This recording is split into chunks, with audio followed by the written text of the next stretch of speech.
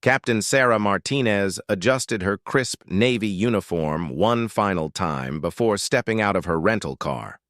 The morning sun cast long shadows across the military academy's parade grounds, where hundreds of personnel had already assembled for the annual honor ceremony.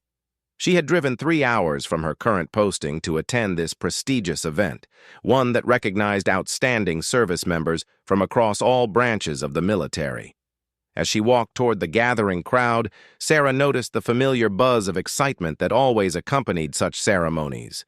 Officers in their dress blues mingled with family members, while enlisted personnel formed neat rows in preparation for the formal proceedings. The Academy's historic buildings provided a majestic backdrop, their stone facades bearing witness to decades of military tradition. Sarah had received her invitation just 2 weeks prior, a formal letter on official letterhead that simply stated her presence was requested at the ceremony. The letter hadn't specified why she was being honored, only that she should report to the staging area behind the main platform at precisely 0800 hours. She assumed it was related to her recent deployment overseas, where she had served with distinction in a classified operation that had saved numerous civilian lives. Moving through the crowd, Sarah felt slightly out of place. Most of the attendees seemed to know each other, engaged in animated conversations about shared experiences and mutual acquaintances. She recognized a few faces from various military publications and news reports, high-ranking officers whose careers she had followed from afar. The atmosphere was both celebratory and solemn, befitting an event that honored those who had risked everything in service to their country. As she made her way toward the designated staging area, Sarah passed a group of junior officers huddled near a refreshment table. Their conversation stopped abruptly as she approached, and she caught snippets of whispered remarks that made her pause. One young lieutenant was gesturing dismissively while speaking in hushed tones to his companions. "I don't know why they keep inviting these diversity hires to these events," the lieutenant muttered, apparently unaware that Sarah could hear him. "Half of these women probably got their positions just because of quotas, not actual merit." His companion, a captain with an infantry insignia, nodded in agreement. "Tell me about it. I've seen too many cases where qualified male officers get passed over just so the brass can check some boxes. It's destroying the integrity of our military." Sarah felt her jaw tighten, but she maintained her composure. She had heard similar comments throughout her 15-year career, remarks that questioned her competence and suggested her achievements were somehow less valid because of her gender. Rather than confront them directly, she continued walking, knowing that engaging with such attitudes rarely changed minds and often only escalated tensions. The staging area was located behind a temporary platform that had been erected for the ceremony. A dozen other officers were already assembled there, most of them chatting quietly while reviewing their programs. Sarah noticed she was one of only 3 women present, a ratio that unfortunately wasn't surprising given the military's demographics. She found a spot near the back of the group and checked her watch, 15 minutes until the ceremony began. A staff sergeant approached with a clipboard, checking names against his list. When he reached Sarah, he paused for a moment, looking her up and down with a puzzled expression. "Captain Martinez? Are you sure you're supposed to be here? This area is reserved for honorees and their escorts."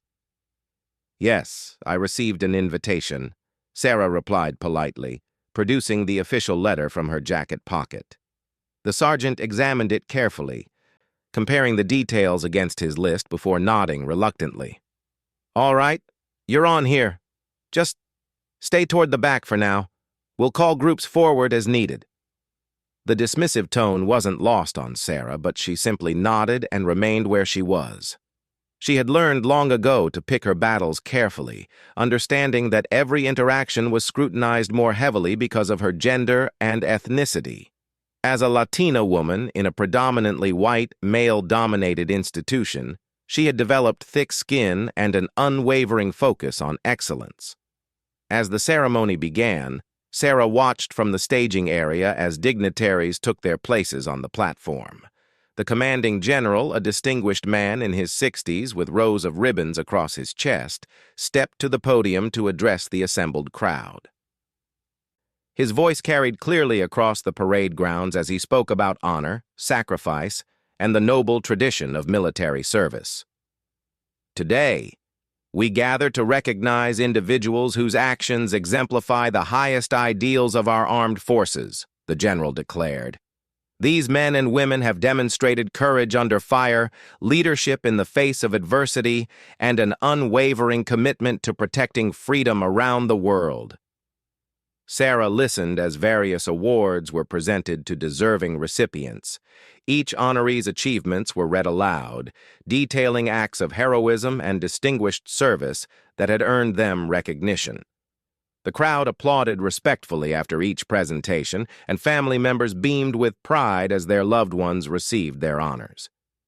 As the ceremony progressed, Sarah noticed that several officers from the staging area had been called forward to receive their awards. Each time, the remaining group grew smaller, and she found herself wondering when her turn would come.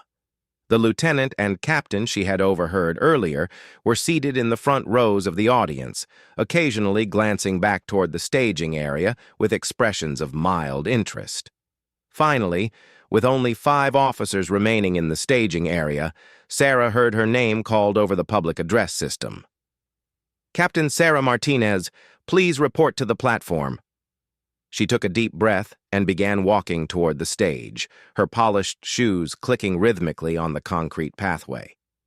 As she approached the steps leading to the platform, she became aware of murmurs from the crowd. Some attendees seemed surprised to see her, while others whispered among themselves with expressions ranging from curiosity to skepticism. She maintained her military bearing, keeping her eyes focused ahead as she climbed the steps. The lieutenant she had overheard earlier was now standing near the base of the platform, having moved closer to get a better view of the proceedings.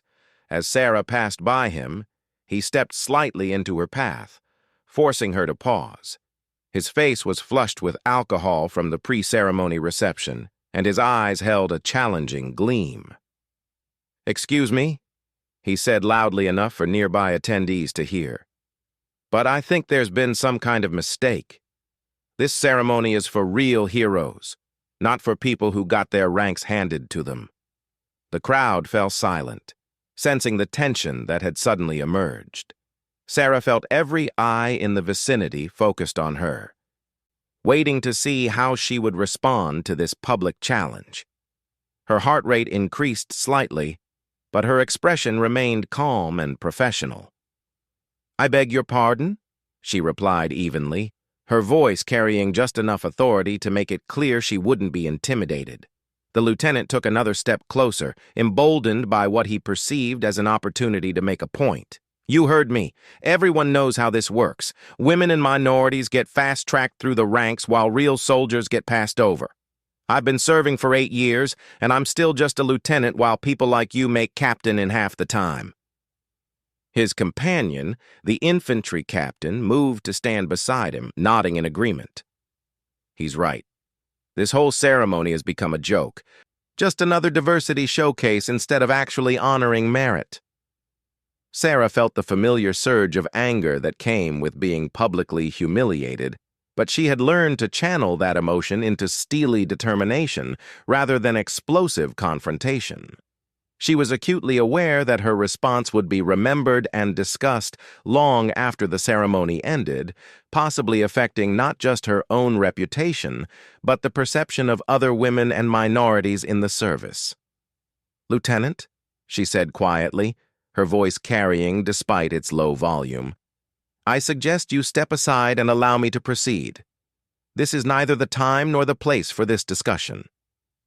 But the lieutenant was beyond reason now, fueled by liquid courage and years of resentment. "No, I think this is exactly the right time. Everyone here deserves to know the truth about how these awards are really distributed. How many combat deployments have you completed? How many lives have you saved? Or did you just sit behind a desk somewhere and fill out the right paperwork? The crowd's murmurs grew louder as more people became aware of the confrontation. Sarah could see family members looking uncomfortable, while some officers seemed unsure whether to intervene. The situation was rapidly escalating beyond what anyone had expected at such a formal ceremony. Sarah straightened her shoulders and looked directly into the lieutenant's eyes. "I've completed 4 combat deployments across 3 different theaters of operation. I've led rescue missions that saved dozens of civilian lives and military personnel. My record speaks for itself. And I didn't come here to defend my service to someone who clearly knows nothing about it." The lieutenant's face darkened with rage. "That's exactly what I'd expect you to say. Everyone has a story, but the real question is whether any of it actually happened or if it's just another fabricated narrative to justify your promotion." At this point, several officers in the crowd began moving closer, sensing that the situation might require intervention. The commanding general on the platform had also noticed the disturbance and was speaking quietly to his aide, clearly debating whether to address the situation directly. "Lieutenant Morrison!" A sharp voice suddenly cut through the tension like a blade. Everyone turned to see Colonel Patricia Williams striding toward them, her face set in an expression of barely controlled fury. Colonel Williams was known throughout the military as a no-nonsense officer who had risen through the ranks based on pure competence and had little patience for discrimination or unprofessional behavior. "What exactly do you think you're doing?" she demanded, her voice carrying the authority of someone accustomed to being obeyed without question. Lieutenant Morrison straightened slightly but maintained his defiant stance. "Colonel, I was simply pointing out some inconsistencies in how these honors are distributed. I think the attending personnel have a right to know—" "You think wrong," Colonel Williams interrupted sharply. "You're out of line, out of order, and apparently out of your mind if you think this behavior is acceptable at a formal military ceremony." The colonel turned her attention to Sarah, her expression softening slightly. "Captain Martinez, please proceed to the platform. Don't let this interruption delay the proceedings any further." But as Sarah took a step forward, Lieutenant Morrison made a decision that would haunt him for the rest of his military career. Perhaps driven by desperation, alcohol, or simply poor judgment, he reached out as if to physically block her path or possibly even strike her. His hand moved toward her shoulder in what appeared to be an aggressive gesture.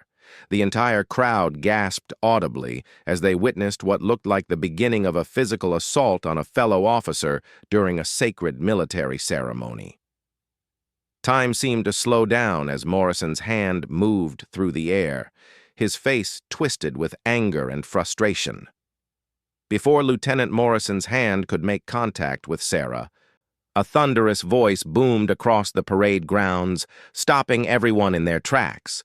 The commanding general had stepped to the edge of the platform, his face dark with authority and his voice carrying the weight of decades of military command. "Lieutenant Morrison, stand down immediately!" The effect was instantaneous and electric. Every person in the crowd froze as if they had been turned to stone. Morrison's hand stopped mid-air, trembling slightly as the full weight of his actions began to dawn on him. The general's voice had carried such authority that even the birds seemed to stop chirping, leaving an eerie silence hanging over the ceremony. General Robert Harrison was a legend in military circles, a man who had earned his stars through combat leadership and unwavering dedication to military values. His presence commanded respect from the lowest private to the highest-ranking officers, and his disappointment was something no career military person wanted to face. "Captain Martinez," the general called out, his voice now controlled but still carrying unmistakable authority. "Please join me on the platform immediately. We have an important presentation to make." Sarah nodded crisply and began walking toward the platform, her military bearing perfect despite the chaos that had just erupted around her. As she passed Lieutenant Morrison, She could see that his face had gone pale, finally understanding the magnitude of his mistake. The crowd parted before her like water, creating a clear path to the platform. As she climbed the steps, Sarah could hear whispered conversations starting up behind her. People were trying to process what they had just witnessed, a junior officer nearly striking a superior during a formal ceremony. The implications were staggering, and everyone present understood that Morrison's career was likely over.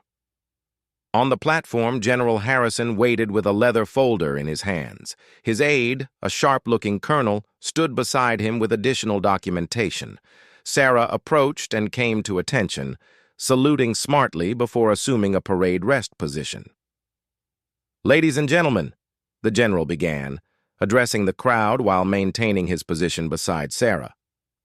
"What you have just witnessed is exactly why today's presentation is so important.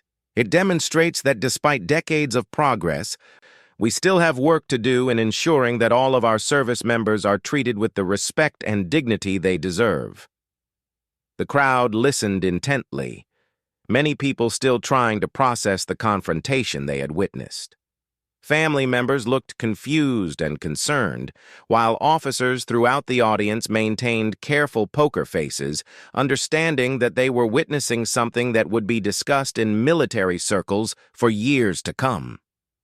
"Captain Martinez," the general continued, "has served our nation with distinction for 15 years. Her record of service includes 4 combat deployments, during which she has demonstrated exceptional leadership, courage, and dedication to mission success." Sarah maintained her military bearing, but she could feel her heart racing. She still didn't know exactly why she had been invited to this ceremony, and the general's words were providing her first real clues about the nature of her recognition.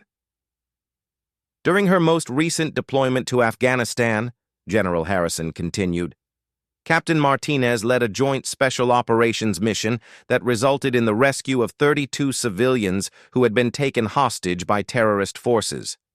This mission required her to coordinate with multiple international units, navigate complex political situations, and ultimately lead a direct action assault that freed the hostages without a single casualty. A murmur of impressed recognition ran through the crowd. Even Lieutenant Morrison, still standing frozen where the confrontation had occurred, seemed to be processing this information with growing horror at his own behavior. "But that mission," the general said, "represents only a small fraction of Captain Martinez's contributions to our military and our nation. What most of you don't know, because much of her work has been classified until recently, is that Captain Martinez has been operating at a level far beyond what her current rank might suggest." Sarah felt a growing sense of anticipation and confusion. She had received no briefing about what would be revealed at this ceremony, and the general's words seemed to be building toward something significant. 3 years ago, General Harrison continued, Captain Martinez was selected for a highly classified program that required her to maintain her current rank as cover for her actual responsibilities. During this time, she has been serving in a capacity that required security clearances and operational authority typically associated with much higher ranks. The general opened the leather folder and removed a set of documents. "Today we are not only recognizing Captain Martinez for her exceptional service, but we are also revealing her actual rank and position, which have been classified for national security reasons." Sarah felt her breath catch in her throat. She had suspected that her recent assignments had been unusual, but she had never imagined that there was a formal structure behind them. The general's words suggested something far more significant than she had anticipated. "The program Captain Martinez has been participating in," the general explained to the increasingly attentive crowd, "was designed to develop and test new approaches to special operations leadership. Selected officers were given responsibilities and authorities far beyond their apparent ranks, while maintaining their cover positions to protect operational security." General Harrison turned to face Sarah directly. "Captain Martinez, or should I say Colonel Martinez, your cover assignment is now concluded. Your actual rank and position can now be made public." The crowd erupted in surprised murmurs and gasps. Sarah felt her world shift as she processed what the general had just revealed. She had been operating with classified authorities for years, but she had never fully understood the formal structure behind her unusual assignments. "Colonel Martinez," the general continued, "has been serving as a classified liaison officer between Special Operations Forces and international intelligence agencies.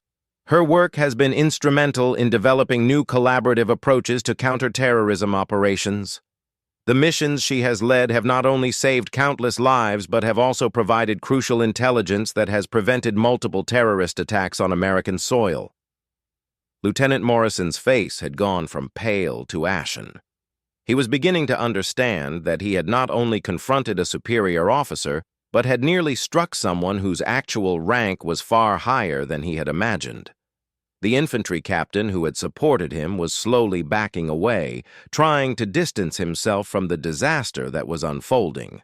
"But there's more," General Harrison said, his voice taking on an even more serious tone. 3 months ago, Colonel Martinez was selected for promotion to an even higher position. Today's ceremony is not just about recognizing her past service, but about announcing her new assignment." Sarah felt as if she were in a dream. The revelations were coming so quickly that she could barely process them.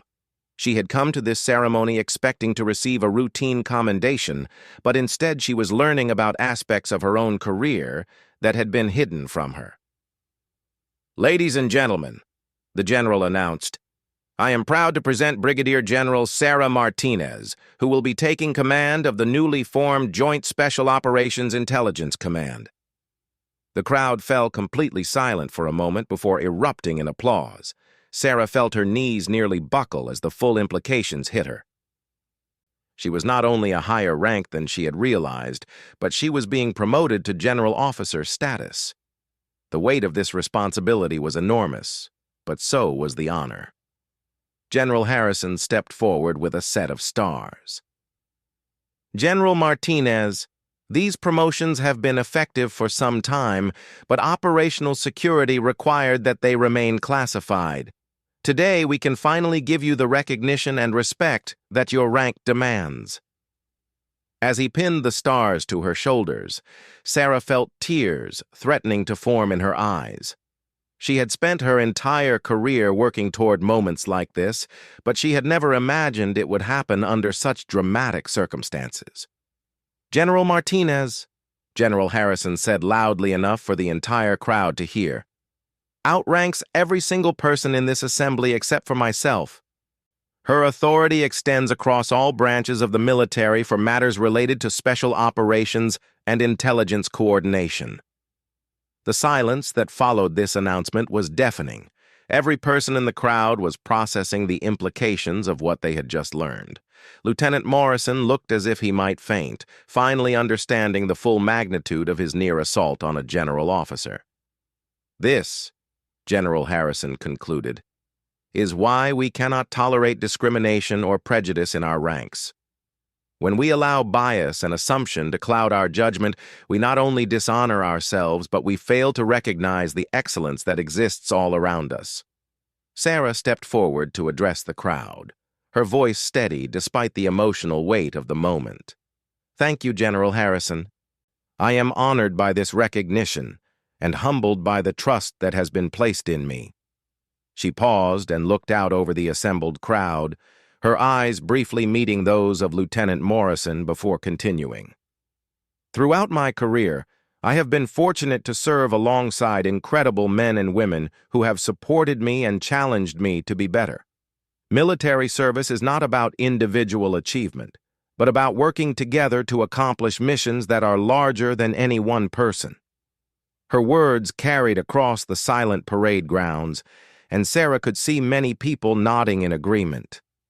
"I hope that today's events will remind all of us that we must judge each other based on performance, character, and dedication to our mission, rather than on assumptions or prejudices." The crowd burst into sustained applause. with many officers rising to their feet in recognition of both her promotion and her gracious response to the earlier confrontation. Sarah saluted the general and the crowd before stepping back to allow the ceremony to continue. As the applause continued, Sarah caught sight of Lieutenant Morrison, who was now surrounded by his superiors and being escorted away from the main ceremony area. His career was essentially over, ended by his own prejudice and poor judgment in a moment that would be remembered throughout the military community. As the ceremony concluded and the crowd began to disperse, Sarah found herself surrounded by well-wishers and fellow officers eager to congratulate her on her promotion and commend her for her composed handling of the earlier confrontation. The transformation in how people treated her was immediate and striking. The same individuals who had earlier shown indifference or skepticism now approached with genuine respect and admiration. Colonel Williams was among the first to reach her, extending her hand with a broad smile. "General Martinez, I cannot tell you how satisfying it was to watch that unfold. Morrison's behavior was absolutely inexcusable, but your response was perfect, professional, dignified, and completely devastating to his arguments." "Thank you, Colonel," Sarah replied, still adjusting to hearing her new rank spoken aloud. "Though I have to admit, I'm still processing all of this myself. The classified nature of my assignments meant that even I wasn't fully aware of some aspects of my position." General Harrison approached, having finished his own post-ceremony obligations. "Sarah, may I call you Sarah? I owe you an apology. The decision to maintain such deep operational security around your role meant that you faced situations like today's without the full protection your actual rank would have provided. That wasn't fair to you." Sarah shook her head. "Sir, I understand the security requirements. Operational effectiveness had to take priority, though I'll admit there were times when the ambiguity made things more challenging than they needed to be." "I can imagine," the general replied.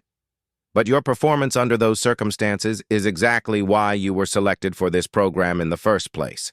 Leading effectively without the visible authority of rank is one of the most difficult challenges any officer can face." As they spoke, Sarah noticed a small group of officers approaching hesitantly. Among them was Captain Rodriguez, the infantry officer who had initially supported Morrison's confrontational stance. His face showed clear discomfort and embarrassment as he waited for an opportunity to speak. "General Martinez," he began when there was a pause in the conversation, "I want to apologize for my earlier behavior. I had no right to make assumptions about your qualifications or achievements, and I'm ashamed of how I conducted myself." Sarah studied his face for a moment, seeing genuine remorse there. "Captain Rodriguez, I appreciate your apology. What's important now is that we learn from this experience. All of us, myself included, need to examine our assumptions and biases to ensure they don't interfere with our mission effectiveness." "Yes, ma'am," Rodriguez replied. "If I may ask, what will happen to Lieutenant Morrison? His behavior was completely out of line, but I'm partly responsible for encouraging his attitude." General Harrison's expression grew serious. "Lieutenant Morrison will face a court-martial for conduct unbecoming an officer, attempted assault on a superior officer, and conduct prejudicial to good order and discipline. His military career is over, but the specific consequences will be determined by the military justice system." The weight of this pronouncement hung heavy in the air. Everyone present understood that Morrison's few minutes of poor judgment had destroyed a career he had spent 8 years building. It served as a sobering reminder of how quickly professional lives could be derailed by prejudice and poor decision-making. Sarah felt a mixture of emotions about Morrison's fate. While his behavior had been completely unacceptable, she took no pleasure in seeing a fellow service member's career destroyed. "General Harrison, while I cannot and would not excuse Lieutenant Morrison's behavior, I hope that this incident can serve as a learning opportunity for our entire military community. Perhaps some form of mandatory education or counseling might be more constructive than purely punitive measures." The general nodded thoughtfully. Your perspective is noted, Sarah. The final decisions will rest with the court-martial board, but your recommendation for emphasis on education and reform rather than purely punishment reflects the kind of leadership thinking we need more of. As the conversation continued, Sarah became aware of a commotion near the parking area. A group of media personnel had arrived, apparently having received word about the dramatic events at the ceremony. Cameras and microphones were visible as reporters attempted to interview attendees about what they had witnessed. General Martinez, one of General Harrison's aides, approached. The Public Affairs Office is requesting guidance on how to handle media inquiries about today's events. The story is already spreading through military networks, and civilian media outlets are beginning to show interest. Sarah considered this development carefully. I think transparency is important within the bounds of operational security. The incident with Lieutenant Morrison should serve as an example of what we will not tolerate in our military, while my promotion demonstrates our commitment to merit-based advancement, regardless of gender or ethnicity. General Harrison agreed. We'll coordinate a joint statement emphasizing those points. This could actually be an opportunity to reinforce positive messages about military values and standards.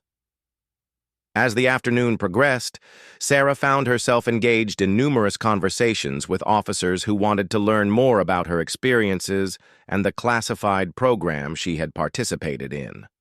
Many expressed amazement at the scope of her actual responsibilities and the operations she had led. Major Thompson, a logistics officer who had been observing from the crowd, approached with genuine curiosity. General Martinez, if you don't mind me asking, how did you handle the psychological pressure of maintaining a cover identity while carrying out such high-level responsibilities? It seems like it would be incredibly isolating. Sarah paused to consider the question. It was challenging, Major. There were times when I questioned whether I was really making the right decisions, especially when I couldn't fully explain my reasoning to subordinates or peers. The isolation was real. I often had to make command decisions while appearing to be simply following orders from above. That level of operational security must have affected your personal relationships as well, observed Lieutenant Colonel Kim, another officer who had joined the conversation. Absolutely, Sarah acknowledged. Dating became nearly impossible when you can't explain basic aspects of your professional life. Family relationships were strained because I couldn't share important career developments. The personal cost of classified work is something we don't talk about enough in the military. These conversations continued throughout the afternoon, with Sarah finding herself serving as an informal mentor and advisor to officers who had never considered the complexities of classified operations. The experience was both exhausting and energizing. She was finally able to discuss aspects of her career that she had kept hidden for years. As the day wound down, Sarah reflected on the morning's dramatic events. She had arrived expecting a routine commendation ceremony and instead found herself publicly confronting discrimination while learning about her own classified promotions. The experience had been surreal, challenging, and ultimately transformative. Colonel Williams rejoined her as she prepared to leave. Sarah, I've been thinking about today's events, and I believe they represent something larger than just one officer's misconduct. We have an opportunity here to make real changes in how we address bias and discrimination in our ranks. I agree completely, Sarah replied. But change has to go beyond just punishing bad behavior. We need to create environments where excellence is recognized regardless of its source and where assumptions about competence based on gender, race, or other factors are actively challenged. What are your thoughts on implementing structural changes? Williams asked. You're now in a position to influence policy at the highest levels. Sarah considered this carefully. I think we need comprehensive bias training that goes beyond checkbox exercises. Officers need to understand how their assumptions can undermine mission effectiveness. We also need better systems for recognizing and developing talent from all backgrounds. As they walked toward the parking area, Sarah noticed that Lieutenant Morrison was being escorted to a staff car by military police. His shoulders were slumped in defeat, and his earlier arrogance had been completely replaced by the reality of facing a court-martial. Despite everything that had happened, Sarah felt a pang of sympathy for him. "Colonel Williams," she said, "I want to make sure that as we move forward, we focus on building people up rather than just tearing down those who make mistakes. Morrison's behavior was unacceptable. But if we can prevent future incidents through better education and leadership development, that serves everyone's interests." "That's exactly the kind of thinking that makes you the right person for your new position," Williams replied. "Leadership isn't just about commanding authority. It's about creating conditions where everyone can perform at their best." As Sarah drove home that evening, she reflected on the extraordinary day she had experienced. The morning had begun with her believing she was Captain Martinez, attending a routine ceremony. She was ending it as Brigadier General Martinez, with new responsibilities and authorities that would shape the rest of her career. The confrontation with Lieutenant Morrison had been unpleasant, but it had also served as a catalyst for important conversations about bias, merit, and leadership in the military. His attempted strike had backfired spectacularly, ultimately highlighting her qualifications and achievements rather than undermining them. More importantly, the day had demonstrated that while discrimination and prejudice still existed in the military, they were not tolerated when brought into the open. The swift response from senior leadership and the supportive reaction from most officers present showed that institutional values were stronger than individual biases. Sarah's phone buzzed with text messages from colleagues and friends who had heard about the day's events through military networks. The story was spreading quickly, and she realized that her experience would likely influence discussions about military leadership and diversity for years to come. As she pulled into her driveway, Sarah thought about the responsibilities that lay ahead. Her new position would require her to work across service branches and with international partners, coordinating some of the military's most sensitive operations. The weight of this responsibility was enormous, but she felt prepared to meet the challenge. The events of the day had also reinforced her commitment to ensuring that other qualified officers, regardless of their background, would have opportunities to serve at the highest levels.